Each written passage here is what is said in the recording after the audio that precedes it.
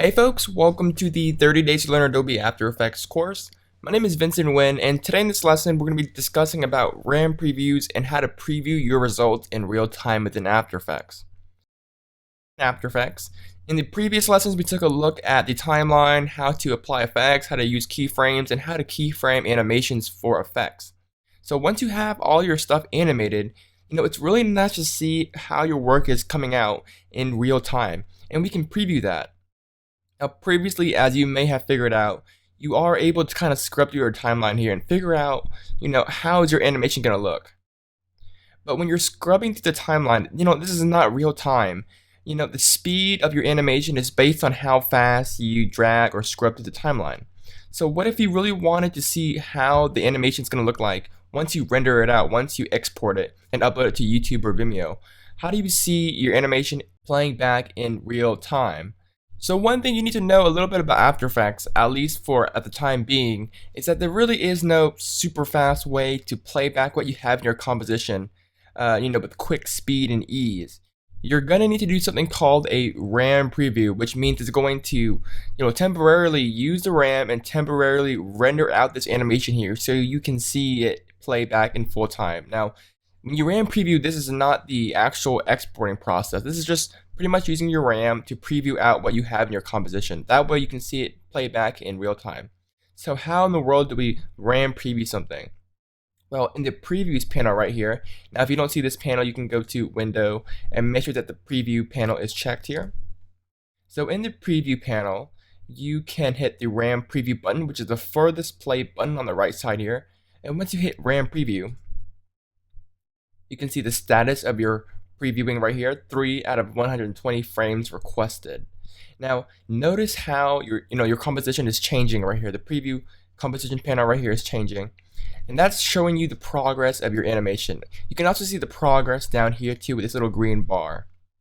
So currently, the green bar is where you're currently previewing right now and where your RAM is currently previewing the animation here.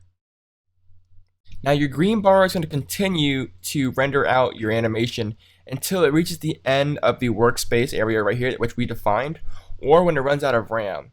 Sometimes you may not have enough RAM, so you can't preview all this out. It may just stop at 3 seconds, it may just stop at 5 seconds. It just depends on how much RAM you have and how powerful your PC or your computer is.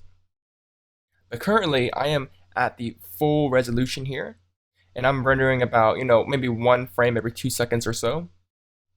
And I'm at 24 frames out of 120, so this whole 5 seconds here is about 120 frames, and we're currently on the 26th frame. So as you can see, this is taking a while. You can see your progress over here or up here, and this little status indicator here is showing you the progress of the frame, or or how long it's taking to render out the frame here.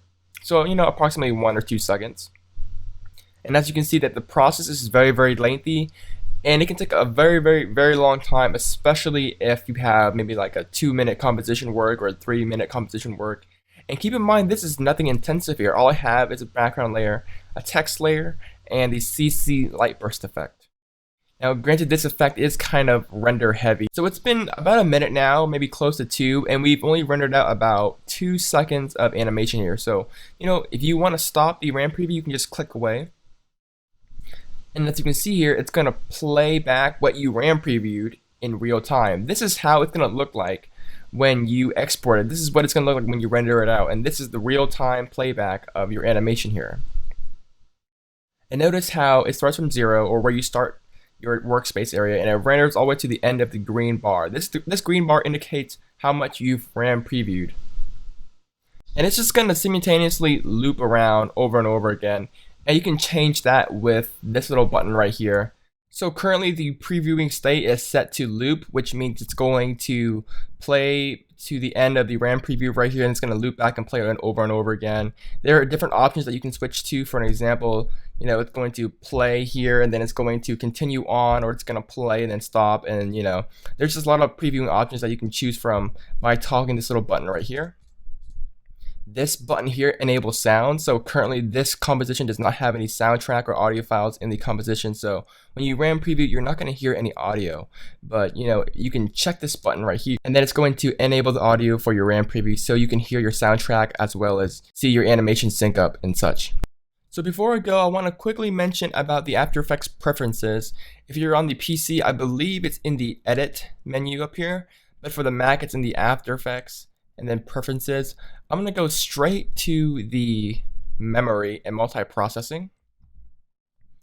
And this little panel here, this little preference here, is going to affect your previewing time, whether it's exporting time or RAM preview times. And this is where After Effects is going to manage your memory or your RAM. So as you can see here, you can see that I currently have 16 gigabytes of RAM, and I'm leaving 3 gigabytes of RAM for other applications such as maybe Google Chrome or the screen recording application I'm using here. So you want to have a lot of RAM, which is going to help you drastically in your RAM previewing speeds and how much you can RAM preview, and it's just going to help your workflow overall. So you really want to have a lot of RAM. Now, how much RAM should you have installed when using After Effects?